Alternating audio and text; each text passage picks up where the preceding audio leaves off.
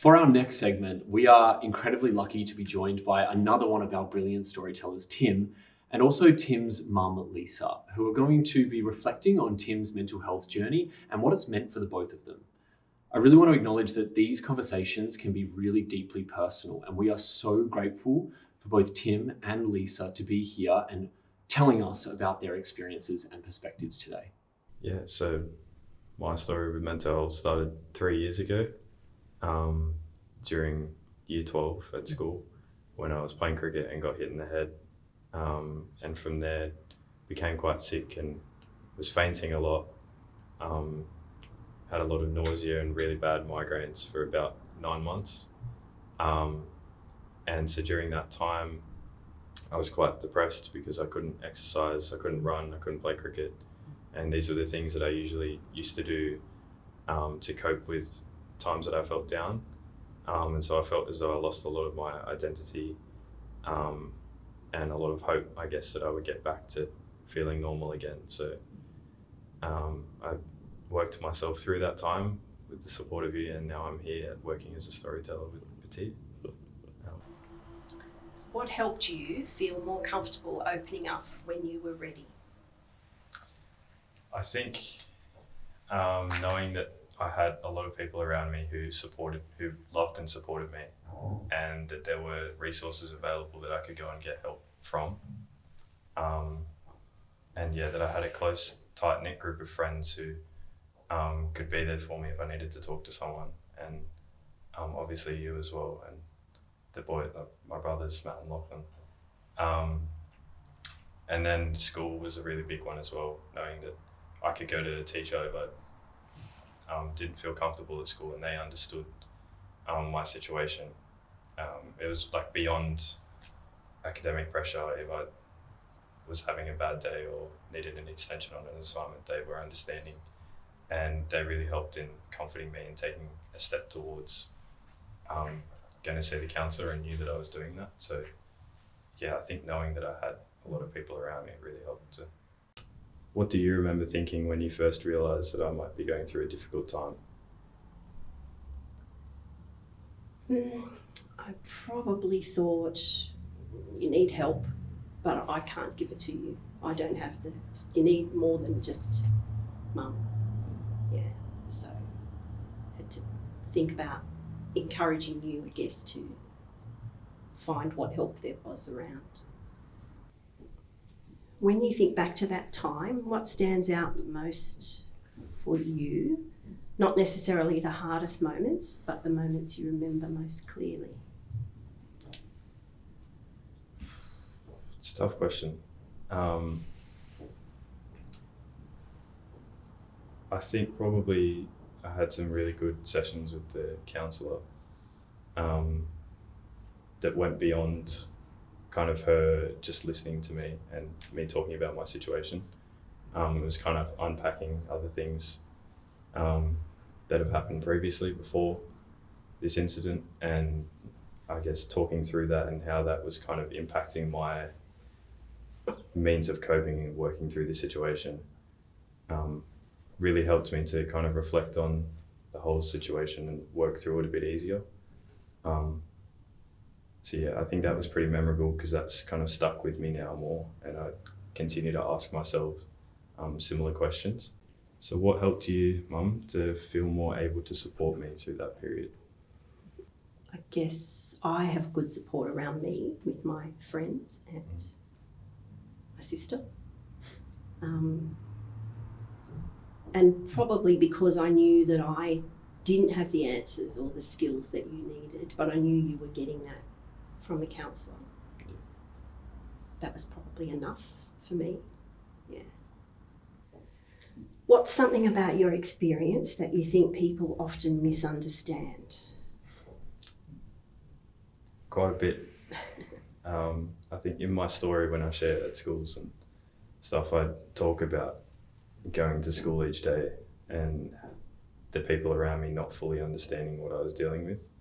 I think because I was turning up each day and people couldn't see that I was unwell. And they saw me going to the same classes as them. They saw me at recess and lunch the same way.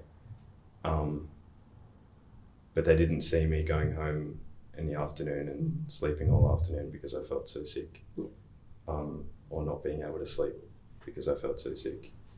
And the moments where I didn't want to leave my room and, was in a quite a bad way at home. So I think a lot of my peers at that time didn't necessarily understand the extent of what I was dealing with, because on the surface they saw that things were okay, but underneath there was more going on than they thought. So I think they didn't think that it was as bad as I was making it out to be, and that which kind of pushed back my help seeking in a way, I think, because I didn't feel as validated by my peers. But were there moments where you felt unsure of what the right thing to do was? Once I knew you were seeing a counsellor at school, I probably debated with myself, how much will I ask him when he comes home about what did you tell her, what did she say. But I decided that I always operate on this philosophy with anybody anyway. If you are comfortable telling me something, you'll probably tell me anyway. So I didn't quiz you when you would come home. You might mention that you had seen the counsellor, but I didn't quiz you and want to know all the nitty-gritty of what happened. But I could see it was making a difference. Looking back now, what does feeling supported mean to you? I think this is something I talk about in my story as well when I share, is having someone to listen without offering advice. I think we often can want to try to change. If someone comes to you with a problem that they're dealing with, the natural kind of reaction is to try and make change or try and fix that issue. But I think really what I needed during that time was for someone to just listen to me and not necessarily try and tell me to change something, because my situation was out of my control. So yeah, I think feeling supported for me was having people around me just listen and just know that I was dealing with something, and just kind of accept that and try to be there for me. Because it's very hard as a parent to not want to, fix something or, find the answer or That's right. make you feel better. Yeah. So I think I'm better at that now. Yeah. But I still a mum. Yeah. No, I think you are. I was talking to Matthew about it last night. I think you are very good at listening to us without necessarily wanting to, or not wanting to, but trying to change something. You're very good at sitting there and just listening to us, not judging either. So what do you think changed in our relationship through the experience? I guess overall that we were a bit closer, not as close as we are now, I don't think, but probably a bit closer. There were a lot of appointments that year. Yeah. What do you think adults sometimes misunderstand about youth mental health? I think the misunderstanding is that young people don't have a lot of experience, so that they then aren't going through something because they don't know what real struggle is out in the real world. I think it's probably a big misconception, is that sometimes young people don't feel or don't understand things as much as adults do. And so it kind of takes away from early intervention, I guess, when someone's not feeling great. I think it's often left until later on, when there are more extreme symptoms or it's gotten to quite an extreme point, for there to be kind of intervention or for it to be finally noticed. And I think that misconception takes away from being able to intervene early and being able to get the young person the help that is appropriate for them. Do you think that there are generational differences in how we talk about our mental health? What have you noticed? Yeah, well, like I said, I'm a lot older than a lot of your friends' parents. But certainly when I was your age, you might have met somebody that said they were feeling a bit depressed, but was not spoken about openly and not like in the media. It would never have been mentioned. Yeah. So I think that is a big generational difference about it. Yeah, definitely. I think your generation are much more aware and much more comfortable overall speaking about it. What's something I did that helped, even if it seemed small at the time? I think just showing up for me every time that I needed you to. I think I kind of, in some ways, took for granted you coming along to all of the appointments that I had at the doctors or the specialist, and didn't necessarily fully appreciate that's what I needed, was for someone to be there with me through that. And I think having you there as a consistent person throughout it really helped, because I feel like you understood my situation better than anyone else because you were there through all of that. And so then I felt less, I guess, judged if I came and spoke to you about it, because I felt as though there's at least one person out there who understands my situation. It makes a big difference when you're going to lots of appointments, having another pair of ears, because sometimes if you're feeling really unwell or they start using big words, you listen to the first bit and then you can't hear past and that. Trying to make decisions as well Yes, about that's the right. situation. Yeah. Yeah. So what do you think stops some parents from having open conversations about mental health? Maybe it's a difficult conversation. So perhaps if parents don't feel like they have the skills or the knowledge, they're not really equipped to open up that box. Because what do they do if somebody starts telling them stuff that they really freaks them out because they're the parent? I think they're probably, I'm a lot older than a lot of your friends' parents, but I still think there's stigma and shame attached to mental health from our perspective. So again, that ties into that. I think it's hard to have an open conversation about it. Yeah. And when the skills, we also probably, a lot of parents who don't have the knowledge to know, well, what do I do with this? Where do I go? If you've got a broken arm, I know what I have to do with that. But when it's mental health, that's much more unknown, I think, for the majority of people. Yeah. What does support look like for you today compared to back then? I think now I'm better equipped than I was back then to deal with things. I think back then I was searching more for something to replace going for a run when I didn't feel okay. Yeah. And that really took a while. I remember really trying to work through that with the counsellor of what can I do differently, what can I do when I don't feel okay. And I feel like I've better developed kind of those coping mechanisms now. And I'm a bit more grateful for the little things and the little wins that come up. So I think support nowadays, I think, is just people knowing that I might be having a bad day and listening to me, because I now know, having been through all of this, know how to get through it. I just want someone to listen and someone to vent to, and someone just to understand that I'm dealing with something, because I feel like I know myself best now. What do you think young people today are facing that feels different from previous generations? Social media. Absolutely. Social media, phones, laptops, all of that, I think, puts so much pressure on young people to try to maybe conform to things, to look a certain way, to think a certain way. It must be very difficult to not, to rebel and push back against a lot of that.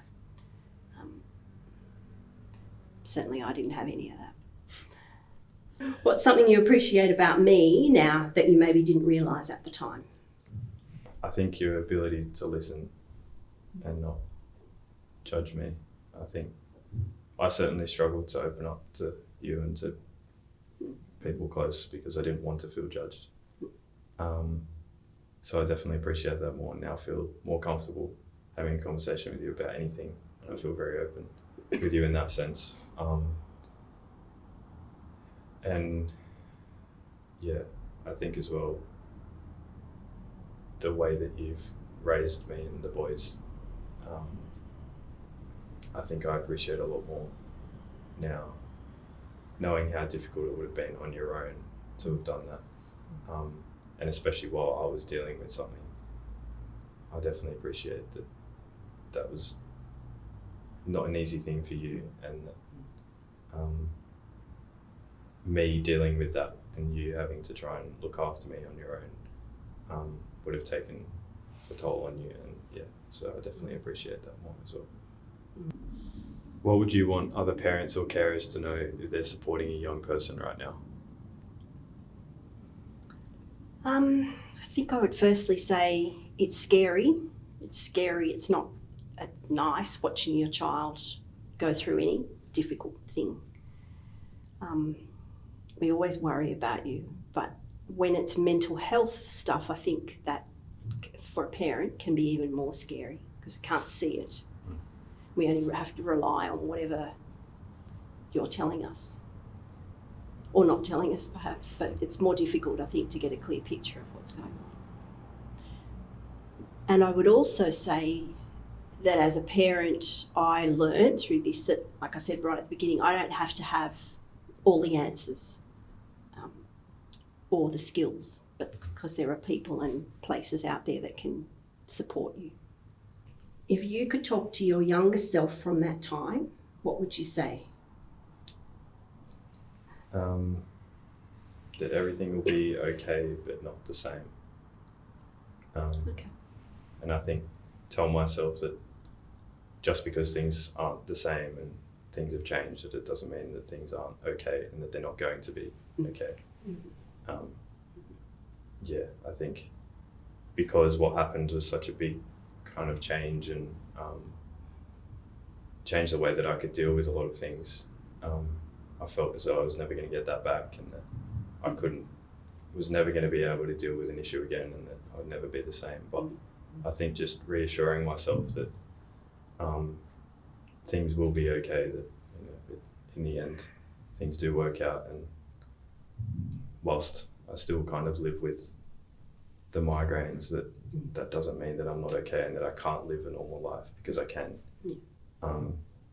And yeah, I think I haven't let that define me, in the sense where I've kind of accepted it now to know that it is still a part of me, but it's not going to hold me back, and I'm not going to let it hold me back from anything. What are some of the strengths that you see in me now because of what I've been through? I would firstly say your courage and bravery in telling your story in front of, initially, a lot of people. Determination, because somehow through all of that you still managed to do your HSC and to get into the course that you wanted to get into at uni. And strengths.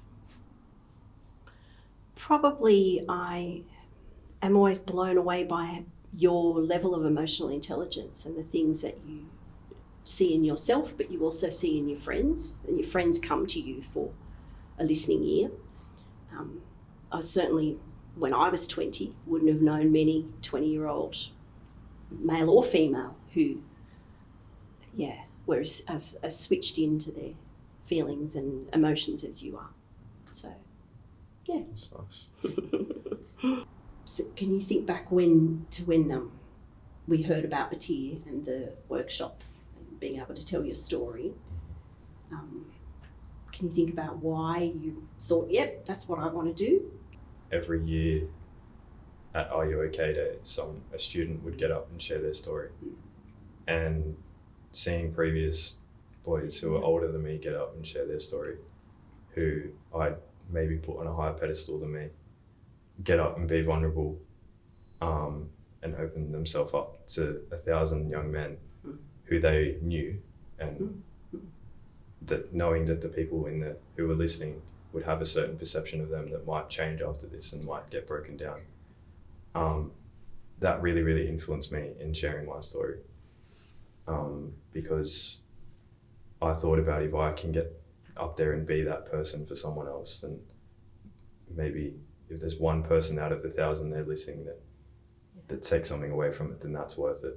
And the positive feedback, I guess, that I got from that was incredible, and that's why I want to continue to do that, because I feel like there's such a need for young people to listen to other people's stories and know that there's someone else out there who has an experience. I think I see especially a need for young men to open up and share their story.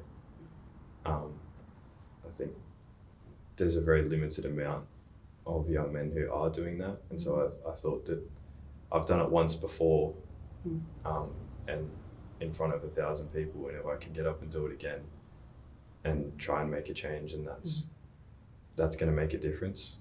And I think after I initially shared my story, I had gotten up and told 1,000 people that I wasn't okay, and I still felt as though I did have some really good conversations with people after that about it, but I didn't necessarily see much of a change in terms of how I or how my friends talk to each other about mental health.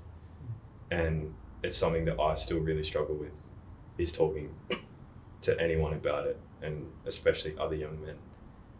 And so, yeah, I thought that if I have those feelings of shame, if I'm someone who's shared my story and has been sharing my story at batyr and still really struggles to talk about it, then there's going to be so many other young men out there who can't open up and feel as though they can't and shouldn't, because they feel held back and they feel this shame. I thought that if I can be that person who can embrace the vulnerability that comes with opening up, that I can get some reward out of that by helping other people to try and do the same. I think that was the need that I saw, and that's why I really wanted to be a young man who steps up and is vulnerable, and try to be an example of that. I think you are very emotionally intelligent, and perhaps a lot of that is having done the workshop with batyr and being exposed to the programs. Yeah, it's certainly given me a lot of validation in terms of being or wanting to open up and talk about my mental health, because I've been told by so many people that it is okay to do that. And I guess to have my experience validated, and to know that what I've been through can help someone else, I think it's helped me try to talk about it a bit more now, especially with my friends who might not be as open and still might struggle. So yeah, I think that has probably changed since I've been working at batyr. What do you think organisations like batyr do that helps young people feel more comfortable talking openly? I think sharing stories about mental health, I think that's kind of what batyr is founded upon, and giving a voice to that elephant in the room, which is mental health, and being able to go around and share stories of young people who have dealt with something, and giving stories of hope to other people who might be dealing with something. And I think the effects of that aren't always necessarily seen straight away after a program. It can be one person that takes away something and it comes up 4 weeks later. And I feel like that's really impactful. And I've felt that listening to other people's stories as well. It's a really good thing, and a really good, I guess, change in trying to reduce stigma, is by opening up the conversation about it and sharing stories, and showing that other people can share their stories as well, and that that's an okay and really strong thing for someone to do. I think we can all agree that that was a beautiful conversation to be witness to, and we would really just like to extend our appreciation to both Tim and Lisa for giving their time and sharing so thoughtfully today. Conversations like this have the ability to make people feel less alone, and we are so grateful for their authenticity and their honesty in sharing their perspectives.